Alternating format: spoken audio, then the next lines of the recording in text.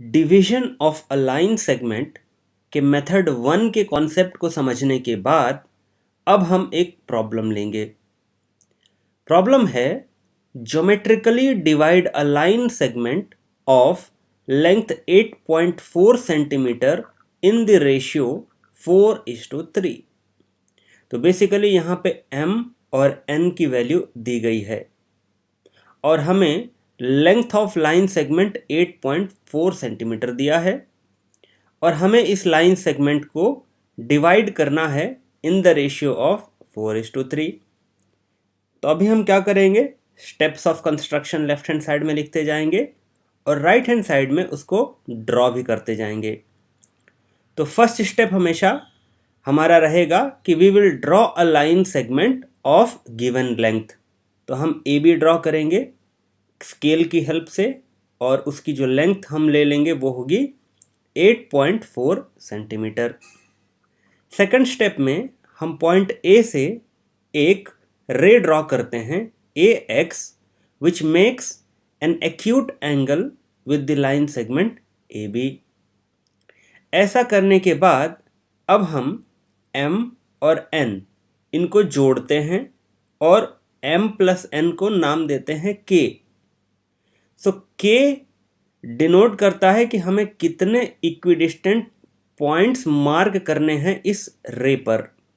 तो बेसिकली यहाँ पर 4 + 3 यानी कि 7 इक्विडिस्टेंट पॉइंट्स रे ए एक्स पर हमें मार्क करने हैं। सबने मार्क कर लिए, आपको इनको नाम दे देना है अब A1, A2, A3, A4, A5, A6, A7। यहाँ पर जब हम पॉइंट्स को मार्क करेंगे तो हमारे पास एक क्वेश्चन आना चाहिए। क्वेश्चन ये है कि ठीक है, हमने कहा कि ये इक्विडिस्टेंट पॉइंट्स हैं, यानी कि हर पॉइंट की डिस्टेंस दूसरे पॉइंट से इक्वल है, लेकिन ये जो पहला पॉइंट A1 है इसको हम पॉइंट ए से कितनी डिस्टेंस पर मार्क करेंगे। बेसिकली ये 1 सेंटीमीटर भी हो सकता है, 2 सेंटीमीटर भी हो सकता है, 5 सेंटीमीटर भी हो सकता है। तो कितना होगा, हमें कितना लेना है। तो इसका आंसर ये है कि ये प्योरली डिपेंड करता है आप पर। आप चाहें तो इसको 1 सेंटीमीटर ले लें, आप चाहें तो 2 सेंटीमीटर ले लें, बट ध्यान ये देना है कि जितना डिस्टेंस ए से A1 का होगा उतना ही A1 से A2 का होना चाहिए, उतना ही A2 से A3 का होना चाहिए और आगे ये कंसिस्टेंसी हमें मेंटेन करते हुए A7 तक जाना है। इतना करने के बाद अब हमें A7 को B से स्केल की हेल्प से ज्वाइन कर देना है।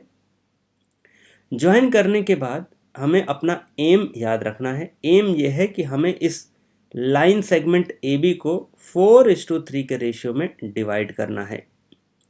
तो अब हम क्या करेंगे, जो ये m की वैल्यू है यानी कि 4, तो फोर्थ पॉइंट यानी कि A4 पर यहाँ पर अपनी पेंसिल रख लेंगे या पेन रख लेंगे और यहाँ से एक लाइन ड्रॉ करेंगे जो कि पैरेलल होगी A7B से।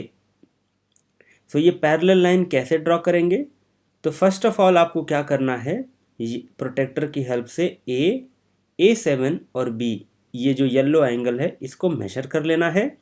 उतना ही एंगल इस पॉइंट A4 पर प्रोटेक्टर रख के आपको ड्रॉ कर देना है। तो ये जो एंगल आएगा ये इक्वल होगा A7B के। तो ये जो लाइन होगी ये पैरेलल होगी A7B के।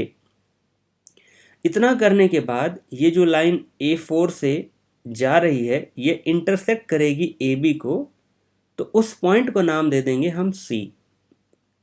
अब आपका कंस्ट्रक्शन कंप्लीट हो चुका है। आपने इस लाइन सेगमेंट AB को 2 पार्ट में डिवाइड किया है और पॉइंट C वो पॉइंट है जो इस लाइन सेगमेंट AB को m:n के रेशियो में डिवाइड कर रहा है, यानी कि इस केस में 4:3 के केस में डिवाइड कर रहा है। तो आपका कंस्ट्रक्शन यहाँ पे कंप्लीट हो चुका है, बट आपको अभी जस्टिफिकेशन देना पड़ेगा कि हमने जो C का पॉइंट निकाला है क्या वो ये सही है या नहीं है। तो उसके लिए जस्टिफिकेशन में हम क्या करेंगे, हमें पता है कि A4C is parallel to A7B, क्योंकि हमने बाय कंस्ट्रक्शन ऐसा किया है। तो अगर आप ट्रायंगल A7B देखें तो इस ट्रायंगल में ये जो साइड है A7B, इसके पैरेलल हमने एक लाइन बनाई है A4C। तो आपको ट्रायंगल चैप्टर में अगर याद होगा बेसिक प्रोपोर्शनैलिटी थ्योरम, उसमें ये कहते हैं कि अगर कोई लाइन A4C जैसे कि इस केस में है वो किसी दूसरी साइड से पैरेलल हो, सो ये लाइन बाकी दो साइड्स को इक्वल रेशियो में डिवाइड करती है। फिर से सुनिए, अगर ये A4C लाइन किसी एक साइड के पैरेलल है जैसे कि A7B के पैरेलल है इस केस में, तो ये लाइन जो बाकी दो साइड्स हैं इनको इक्वल रेशियो में डिवाइड करती है। यानी कि A4 मेजर करिए, उसको डिवाइड करिए A4 A7 की मेजरमेंट से, तो वो कितना होगा AC अपॉन CV। तो अब बाय कंस्ट्रक्शन आपके पास A4 की लेंथ पता है और A4 A7 की लेंथ पता है। जब आप यहाँ से देखिए A से A4 तक की डिस्टेंस कितनी होगी वो डिपेंड करेगा कि आपने A से A1 के डिस्टेंस कितनी रखी है। मान लीजिए आप 2 सेंटीमीटर रखते, सो 2 4 6 8 हो जाता। ये पॉइंट यहाँ पर ये डिस्टेंस A4 हो जाता 8, और यहाँ से यहाँ तक की डिस्टेंस कितनी होती देखिए 2 4 6, सो 8/6 इज 4/3। तो डिपेंड करेगा कि आप A से A1 की डिस्टेंस कितना लिए हैं। इनिशियली 1 लेंगे तो ये कितना हो जाएगा 4/3। अगर आप 2 लेंगे तो 8/6। अगर यहाँ से यहाँ तक की डिस्टेंस 3 लेंगे तो 12/369, 12/9। सो लाइकवाइज ये डिपेंड करेगा कि आपने यहाँ से यहाँ तक की डिस्टेंस क्या ली है। बट अगर आप देखें कि अगर आप A4 और A4 A7 के डिस्टेंस का रेशियो लेंगे तो हमेशा 4/3 आएगा।